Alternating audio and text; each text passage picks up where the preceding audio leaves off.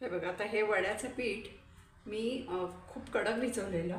आपण जे भिजवलेलं ते तुम्हाला दाखवते. हे बघा, हे किती कडक आहे, म्हणजे असं हाताने हे होत नाही. आणि हे मी पाणी लावून हे बघा चांगलं मळून मळून एवढं मऊ करून घेतले. पाण्याचा हात घ्यायचा आणि छान मळून घ्यायचं. असं मळून घेतलं की मग आपले वडे चांगले होतात. आता हे आपण थापताना तुमच्याकडे जर केळीचं पान असेल तर केळीचं पान घ्या. केळीचं पान नसेल तर एखादी प्लॅस्टिक असेल, प्लॅस्टिकची पिशवी, तर ती प्लॅस्टिकची पिशवी अशी धुवून स्वच्छ तुम्ही हे घेऊ शकता. आता हे बघा, ह्याला खाली इथे मी पाणी लावले. इथे पाणी लावायचं आणि त्याच्यावर हे पीठ ठेवून बोटाने असं त्याला हे करायचं आहे, म्हणजे वड्या थापल्यासारखं, म्हणजे पुरीसारखा आपला आकार द्यायचा आहे. आणि कडा पातळ करायच्या, कडा खूप जाड ठेवायच्या नाहीत. कडा जाड ठेवल्या ना की खाताना ते चांगलं लागत नाही. आता हा आपला वडा थापून झालेला आहे.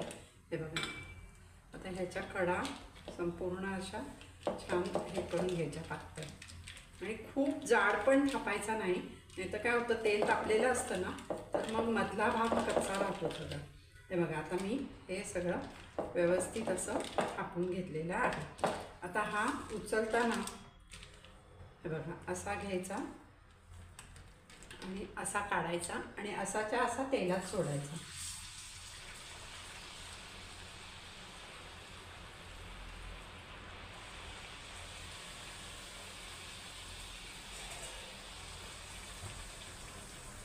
बघा, तो आपोआप वरती असा फुगून येतो. छान फुगलाय बघा वडा.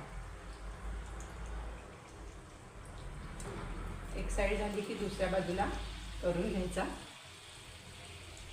आता तुम्हाला कितपत आवडतं? आम्हाला थोडेसे असे लालसर झालेले आवडतात म्हणून मी हे लालसर केले. तुम्हाला म्हणजे कसे आवडतात त्याप्रमाणे तुम्ही हे तळून घ्या. बघा, थोडेसे पण किंचित असे गुलाबी लाल झाले ना की मग ते खाताना चांगले लागतात. आता हा बघा, हा वडा आपला छान फुगलेला आहे आणि झालेला आहे. आता बघा, हे आपली चिकन वड्याची डिश तयार आहे. छान फुगलेले खुसखुशीत वडे, चिकन आणि त्याच्याबरोबर सॅलड, लिंबू. ह्याला बाकी दुसरं काही लागत नाही. एवढं असलं तरी सगळेजण खुश असतात. तुम्हाला आवडला असेल तर नक्की लाईक करा, शेअर करा आणि चॅनलला आपल्या सबस्क्राईब करा. चलो बाय, धन्यवाद.